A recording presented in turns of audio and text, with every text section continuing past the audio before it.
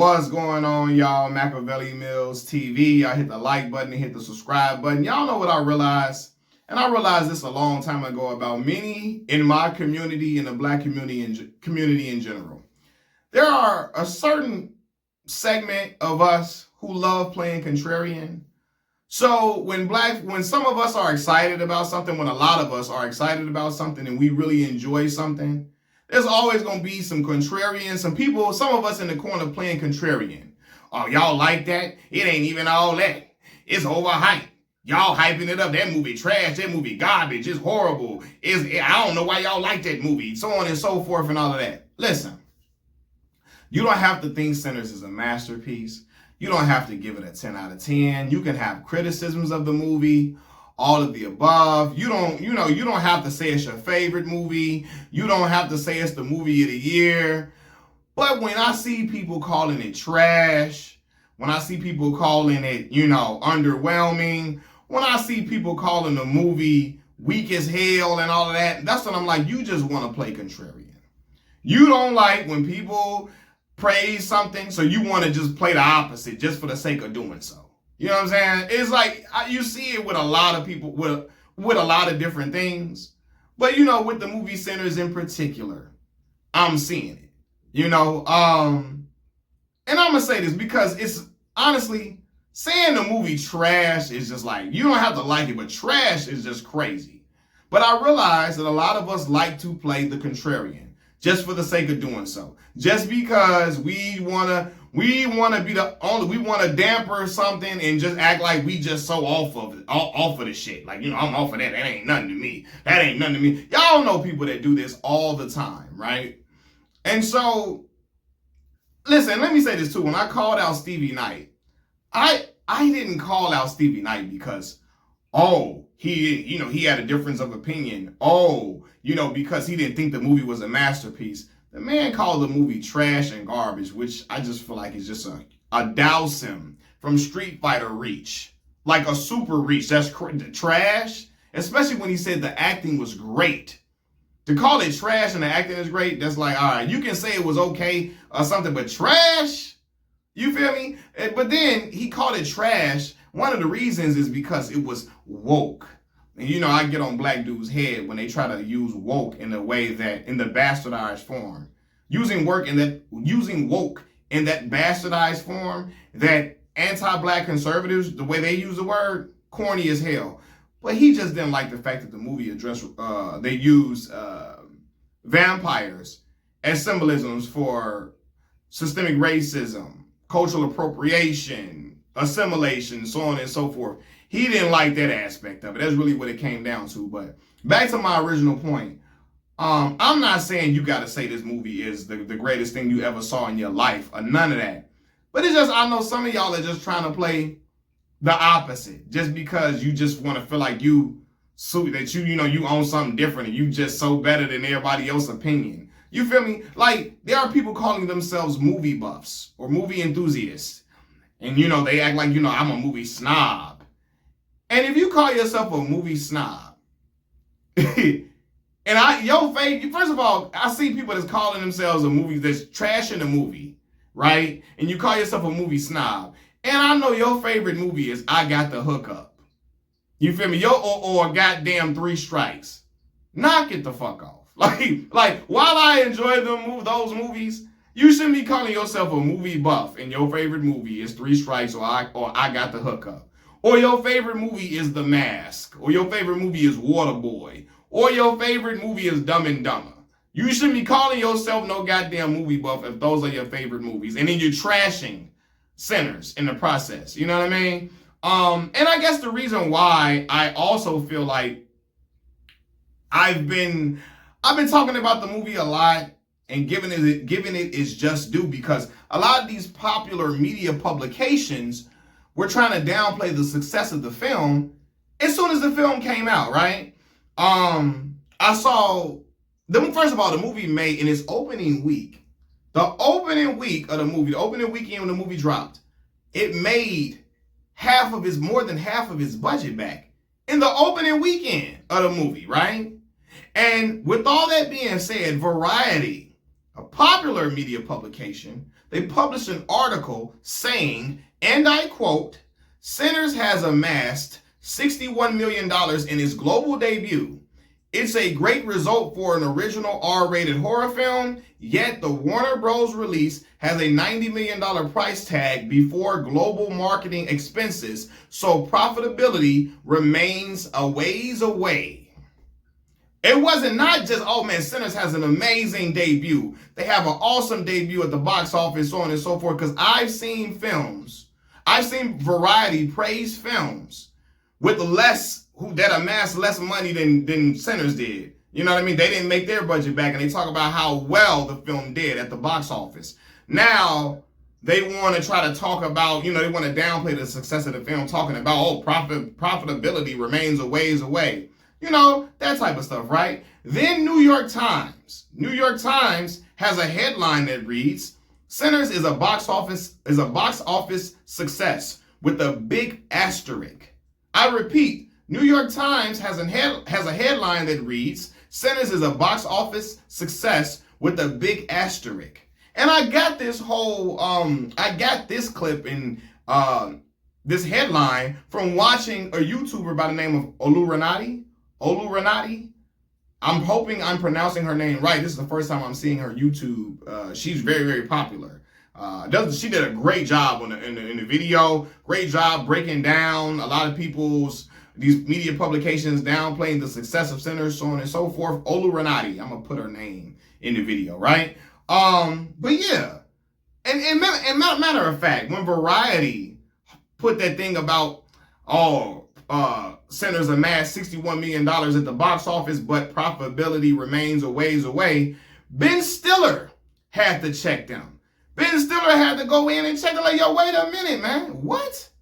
Ben Stiller had to get them correct because it's just crazy for them to even talk about the success of the film doing a great job, But anyway, I'm seeing a lot of y'all only disliking the movie to be contrarians. Just to dare to be different. You feel me? And I know some of y'all just want to I want to have a different opinion. You want to play the left field or play opposite, And I'm watching certain individuals that make movies, big movie stars complimenting the film and talking about how great it is. But whose favorite movie is goddamn Dumb and Dumber or The Mask, talking about the movie trash. What? Like, dog, nah, And then you have another segment of people, another segment of anti-black racists who can't wait to shit on the film. Just because y'all don't like to see black folks happy about something. Let's be for real. We got to call a spade a spade. There are certain people in this world who hate to see black people rejoicing about anything. Hate to see us happy or celebrating some work that one of us did, so they're ready to tear it down. Y'all remember when Black Panther first came out and black folks were so happy and so joyful to watch the movie? Black folks that were never into comic books, never into Marvel, none of that, were coming out in droves to see the movie, right? And there were people who got annoyed at black folks, the joy of black folks, that we had, the joy that black folks had while seeing this movie. Anti-black racists got mad at it. Then they want to talk about the movie not even good. When the movie case not even good, it's so overrated. Just, these black people are scared to criticize black people, man. People don't want to, just because they're black, they don't want to say the movie isn't good. Because they're black, they don't want to say the movie's good. Then you have people trying to downplay T'Challa's character. He's not the first black superhero. When nobody said T'Challa was the first black superhero, we said this is the first black superhero film with a predominantly black cast. But they were like, oh man, Blade should get that honor. Blade should get that rejoice. Blade should get that praise. Come on, man. We know Wesley Snipes get the praise and the just due for keeping the doors open at Marvel. You feel me? To get the ball, Wesley Snipes deserves the praise for getting the ball rolling at Marvel for sure. But you're trying to change the conversation and rhetoric in order to take the spotlight off of T'Challa and Black Panther. He's not even the first black superhero, man. What about Blade? Man, fuck on. We all love Blade. Black folks love that movie too. But y'all, there's a lot of people who are just trying to give praise to Blade just to trash Black Panther and trash the character of T'Challa and trash a movie that black folks were excited about. So here we are once again, a movie that black folks are raving about and excited to see, and you got a lot of anti-black racists. This is not even a good movie. It's trash. It's garbage. It's woke agenda. It's a woke agenda. It's a woke agenda. All that motherfucking crying and shit. Like, shut up. Movie is outstanding. And you on here whining and complaining because black folks enjoying it. And now you want to, oh my God, this movie is, it's not even good, man. Oh my God, you about to have a fit because the movie doing well. It's not even that good, man. Oh my God, I see people calling it a knockoff. Oh, he just copied from Dusk Till Dawn. He just copied from Dusk Till Dawn. And while I love From Dusk Till Dawn, let's be for real. Let's be for real. This movie is way deeper than From Dusk Till Dawn could ever be. Yes, they in a place where some vampires attack them and all of that. Cool.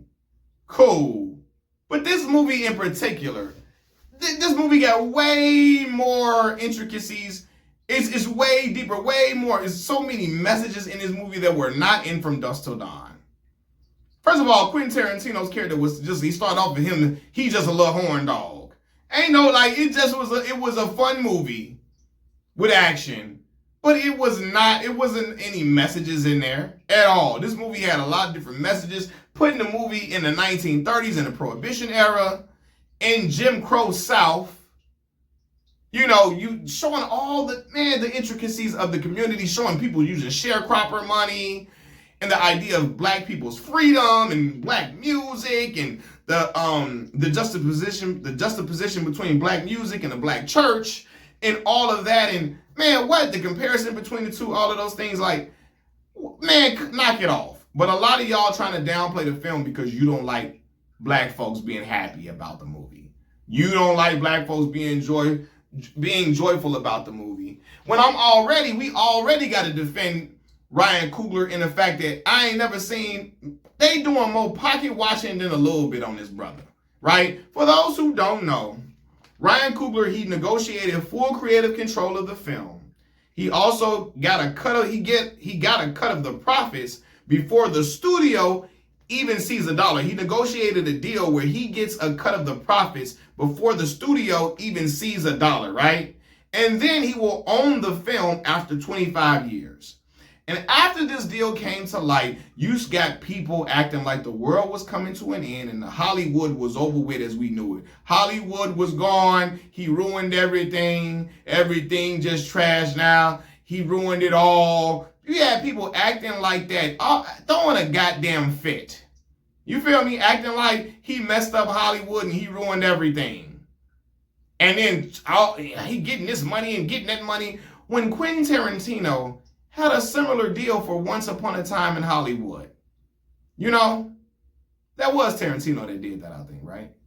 Once Upon a Time in Hollywood? Yeah, it was. I think it was. Yeah. So, you know, it's Ryan and his movie has been facing it from all ends, but they've also received a lot of joy and a lot of praise. And a lot of people love this movie, you know, but, and the people who love the movie, sorry for stuttering, y'all. The people who love the movie outshine the naysayers, but I'm looking at the naysayers like, come on, y'all.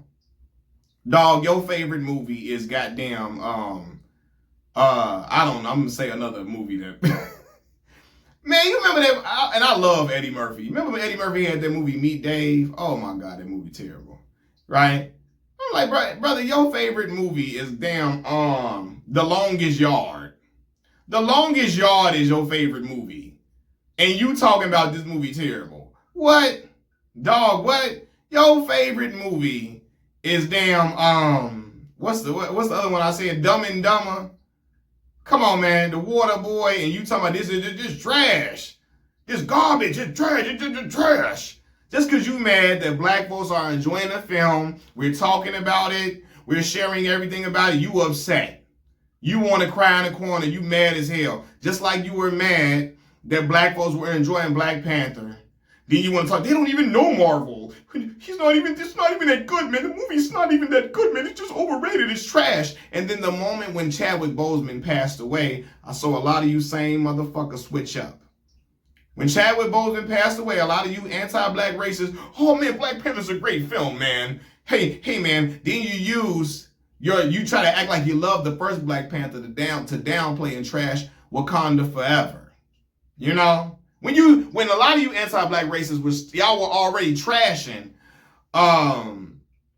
the first Black Panther in the first place, but then when Chadwick Boseman passes away, now you love it. You love this movie to trash the second Black Panther film.